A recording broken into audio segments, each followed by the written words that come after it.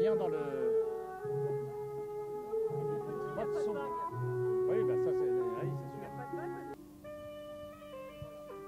Alors là, on est censé en bouger ou pas?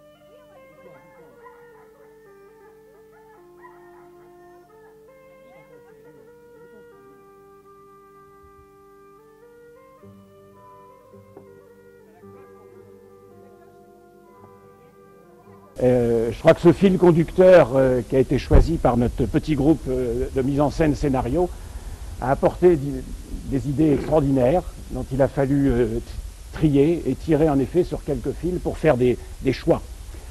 Et je crois que je dis toujours, quand on regarde nos mains, elles nous sont bien utiles pour bien des choses, en passant par, je dirais, quelque chose que l'on fait souvent tous les jours, à savoir offrir, recevoir, mais c'est aussi donner. Et je crois que donner, recevoir fait partie d'un des gestes les plus fréquents que l'on peut faire. Donc on a exploité un petit peu ceci. Les mains, nous faisons en effet des signes. On appelle quelqu'un, on montre quelqu'un, on la désigne. Les mains peuvent caresser, et nous nous en réjouissons tous, je crois aussi. Les mains peuvent en effet porter, les mains peuvent échanger, les mains travaillent, etc. Donc c'est tous ces thèmes que nous avons un peu exploités dans chaque site qu'on a un peu évoqué. Et si j'ose dire, c'est une valeur, ces mains. Et au travers des textes que Philippe a pu écrire, et je crois qu'on se régale, nous, en commission, d'entendre ces propos et ce que nous arrivons à traduire au fur et à mesure de la construction du spectacle. Je crois qu'il l'a dit, notre destin est entre nos mains. Francis Grandguillot, bonjour et merci d'avoir accepté notre invitation. Bonjour. Vous êtes aussi, quelque part, le teneur de la baguette magique des magiciens de la nuit, puisque ça fait presque plus de 30 ans que vous vous en occupez et que vous êtes la cheville ouvrière de cette association. Exact, en effet. C'est un beau flashback que représente ce spectacle, en effet, bientôt 30 ans. Et avec tout un réseau amical élargi, nous avons construit ces 18 spectacles en 30 ans. C'est quand même une entreprise extraordinaire.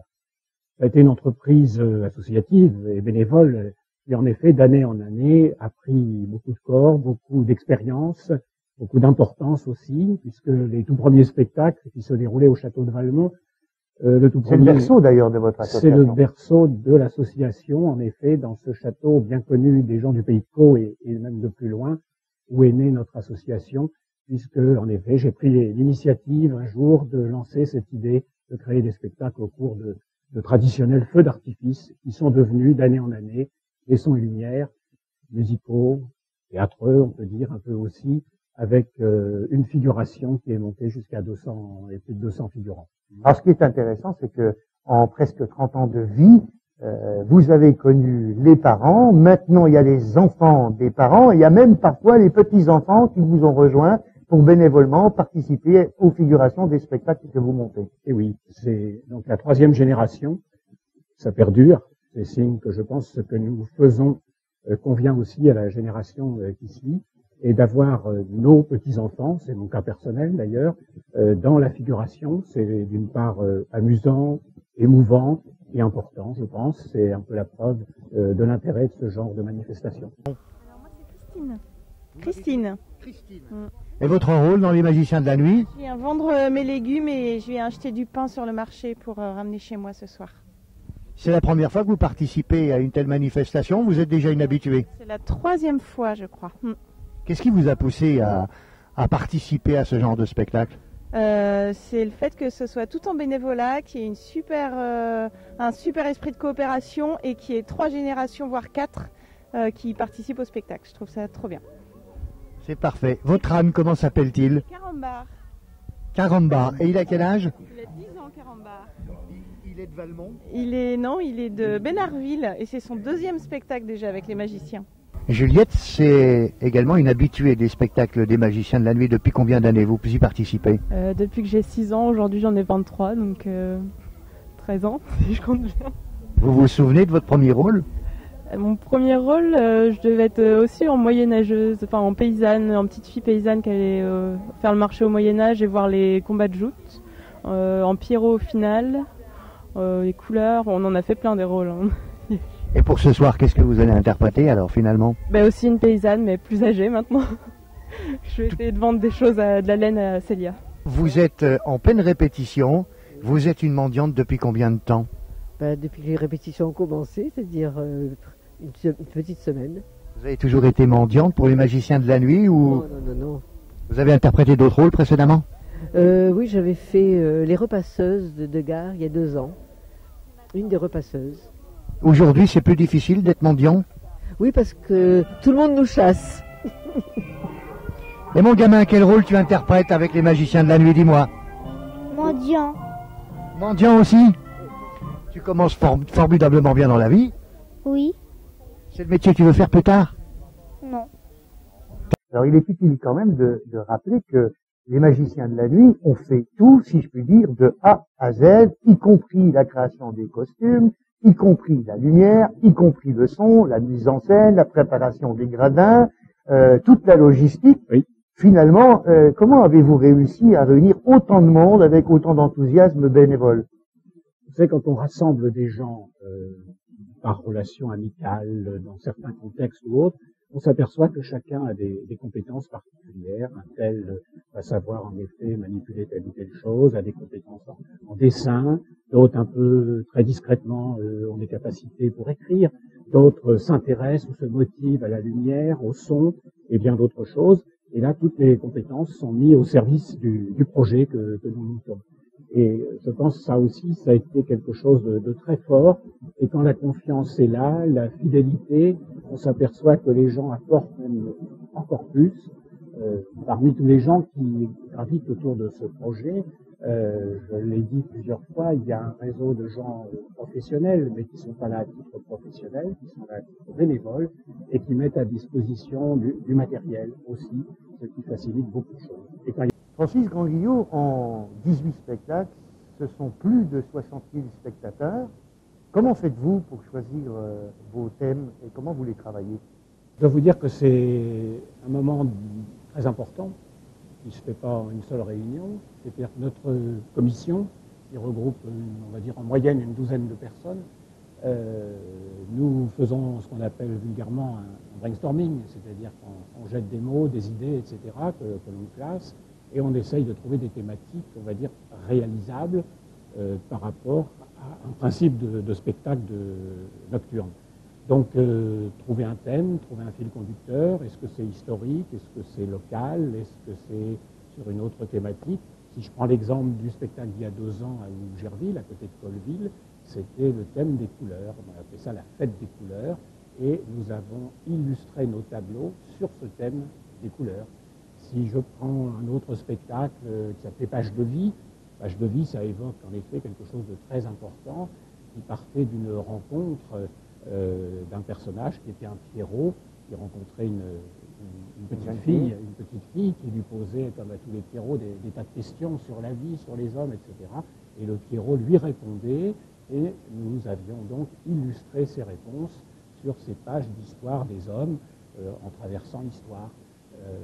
Nous avons eu aussi un autre spectacle qui se déroulait aux Grandes Dalles, où on a été jusqu'à réaliser une fausse rivière, et ce spectacle s'appelait Au clair de l'eau.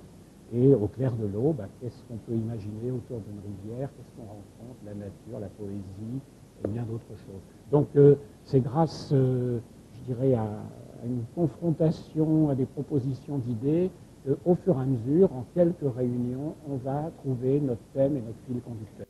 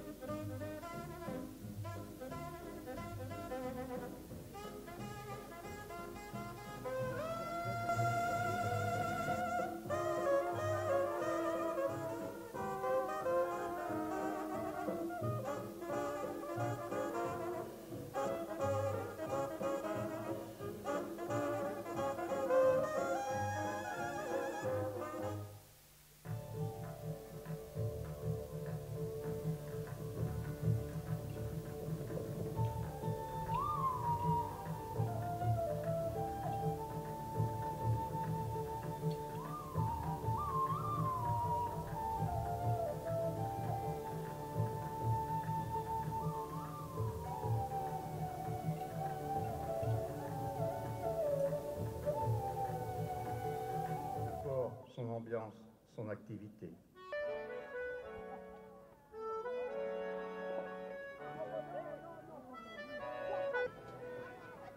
Sur le quai, c'est un va-et-vient incessant. Les morues sont débarquées. C'est aussi la saison du hareng. Les tonneaux de poissons sont déchargés. La corne facilite la manœuvre. Hommes et chats. Le Doris en construction attend les bordées chauffées dans les cuves. D'un même geste, les mains annoncées par le capitaine.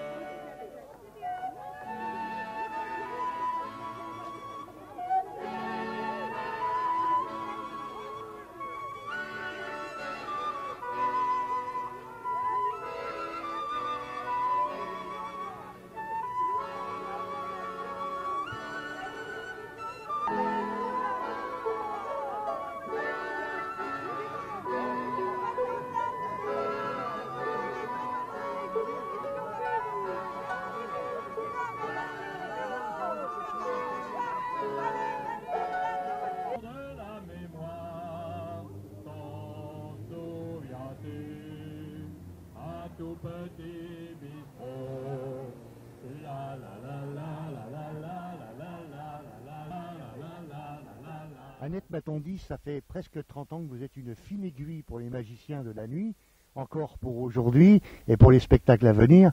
Vous avez quand même créé beaucoup de costumes d'une manière très remarquable. Merci.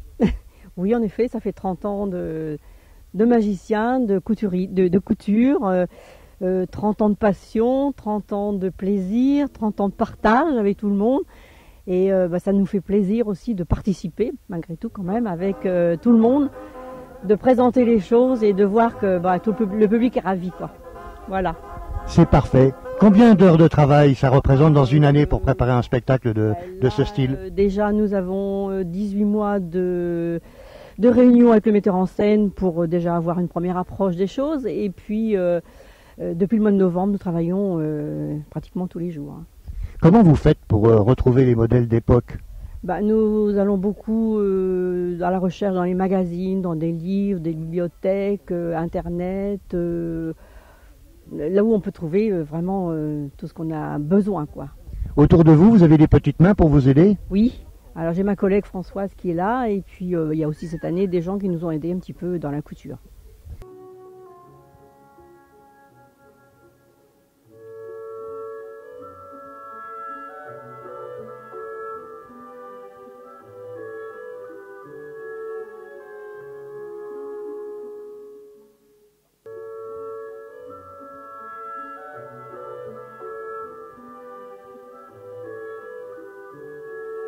Juillet 2014. Travaux de voirie sur la place du Général Leclerc.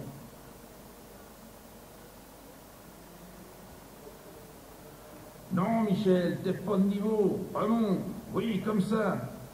Non, faudrait creuser un peu plus par là. Jean-Marc, passe la barabine. Hé, regarde, c'est bizarre. Retape un peu, oui. Encore. Tiens, écoute le bruit. T'as raison, ça sonne creux en dessous. Arrêtez tout, les gars. Arrêtez tout. Oh, j'aime pas ça. Le service des monuments historiques confie au professeur Jean-Yves Le Tourneur une mission de recherche pour tenter de résoudre cette énigme médiévale. Accompagné de son assistante, il découvre une pierre, une main gravée, un message obscur en latin les interpelle. In vestris manibus est hominum salus. Le professeur propose la traduction suivante. Ceci entre vos mains pour le salut des hommes. Un texte qui parle de la main, une empreinte de main gravée. Le mystère de la pierre semble tourner autour de la main. une étude approfondie sur le terrain est nécessaire.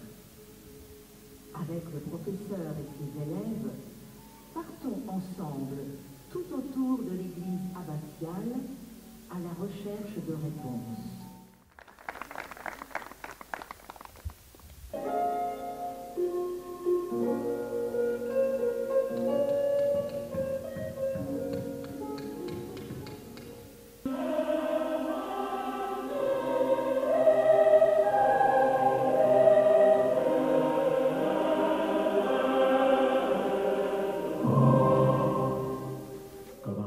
Au-dessus des flots, la tour-lanterne domine l'abbaye.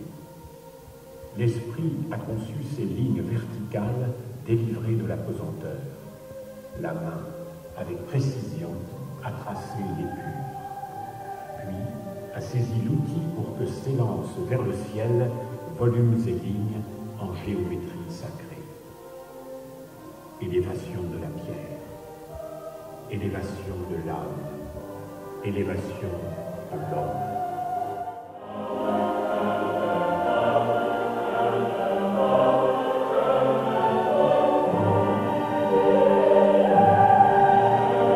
Moines en prière, ce lieu est devenu sacré.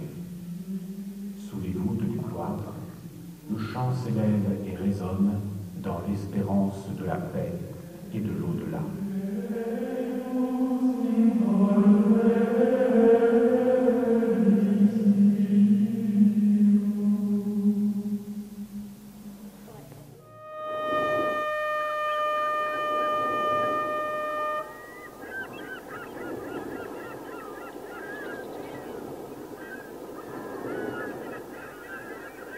Du large, on aperçoit Notre-Dame du Salut.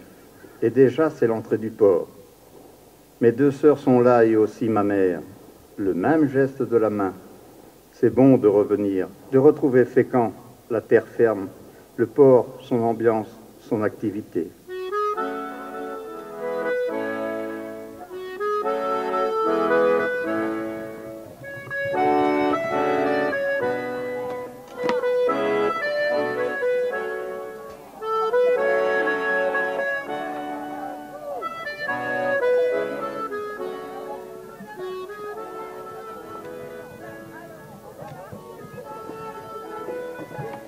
Sur le quai, c'est un va-et-vient incessant. Les morues sont débarquées. C'est aussi la saison du hareng. Les tonneaux de poissons sont déchargés. La corne facilite la manœuvre. Hommes et charrettes se croisent, emmenés dans un tourbillon bruyant. Une forte odeur de mer, de poissons, se répand sur le quai et remonte dans la ville.